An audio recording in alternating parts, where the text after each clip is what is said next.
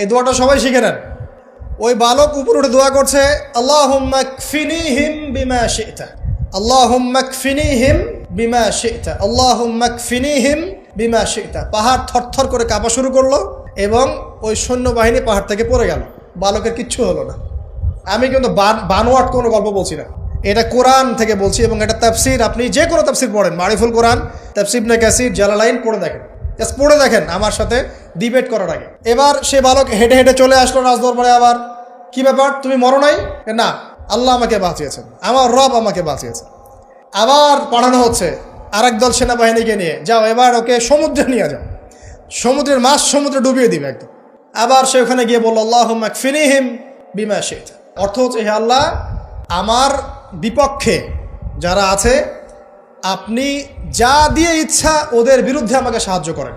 অর্থটা হচ্ছে এমন, আল্লাহুম্মা কফিনিহিম বিমা শি'তা, আল্লাহ আপনি আমার জন্য যথেষ্ট হয়ে যান, ওদের বিরুদ্ধে আমার জন্য যথেষ্ট হয়ে যান, যা ইচ্ছা তাই দিয়ে আপনি হেফাজত করুন। ঠিক আছে, আল্লাহুম্মা কফিনিহিম বিমা শি'তা, ছোট্ট দোয়া। এবার ওই সমুদ্র উত্তাল হওয়া শুরু করলো এবং ওরা জাহাজ থেকে পড়ে গেল। এই বাচ্চা সেফলি আবার চলে আসলো রাজদরবারে। বিশ্বাস করছেন না? চলে আসলো। এবার আসার পরে বলছে, শোনেন, আমাকে এভাবে মারতে পারবেন না, আমাকে এইভাবে মারা যাবে না, আমি আপনাদেরকে বলে দিচ্ছি কিভাবে আপনি আমাকে মারতে পারবেন। তো বাচ্চা বলছে, কিভাবে মারতে পারবো বলো?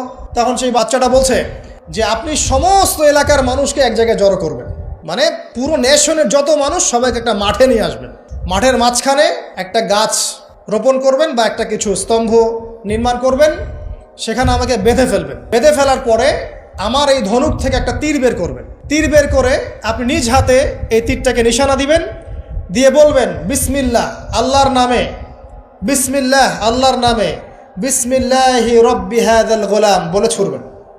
অর্থ হচ্ছে, আমি এই বাচ্চার রব, আমি এই বাচ্চার রব আল্লাহর নামে তীর ছুড়লাম, এটা বলে তীরটা নিক্ষেপ করবেন, তাহলে আমি মরবো, তার আগে মরবো। কথা কি বুঝতে পারছি? এবার তাই করা হলো, সমস্ত এলাকার মানুষকে এখানে জড়ো করা হলো। কথাটা ভালো করে বোঝেন, সমস্ত এলাকার মানুষ মানে কি? ওই এলাকার সব মানুষ, মানে মুমিন কাফের যে আছে সবগুলাকে একত্রিত করা হলো। করার পরে বাচ্চাটাকে এভাবে একটা জায়গায় বেঁধে দেওয়া হয়েছে, খেজুর গাছে, তাফসিরে এসেছে খেজুর গাছে। এবার সে এখান থেকে তীর বের করে বাচ্চা বলছে বিসমিল্লাহি রব্বি হাযাল গোলাম, নিক্ষেপ করলো। তীরটা ঠিক, আল্লাহ পাকের দৃষ্টি দেখেন এত সূক্ষ্ম, ওইটাই বর্ণনা করেছেন। তীরটা ঠিক বাচ্চার এই জায়গায় লেগেছে, এই যে মাথার এইখান থেকে লেগে এদিকে বের হয়ে গেছে। ওই বাচ্চা ছেলেটার এই যে কপালের এই পার থেকে এই পার পর্যন্ত তীর চলে গেল এবং বাচ্চাটা শহীদ হয়ে গেল, আলহামদুলিল্লাহ। এবং এই বাচ্চাটা যখন মারা গেল বা শহীদ হয়ে গেল, আর সারা এলাকার মানুষ কি দেখলো?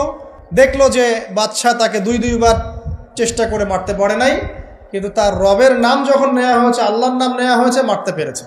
দেন পুরো এলাকার সমস্ত মানুষ মুসলিম হয়ে গেল, আলহামদুলিল্লাহ। একজন বাচ্চার জীবনের বিনিময়ে সমস্ত এলাকার মানুষ ইসলামের হেদায়েত পেয়ে গেল, আলহামদুলিল্লাহ।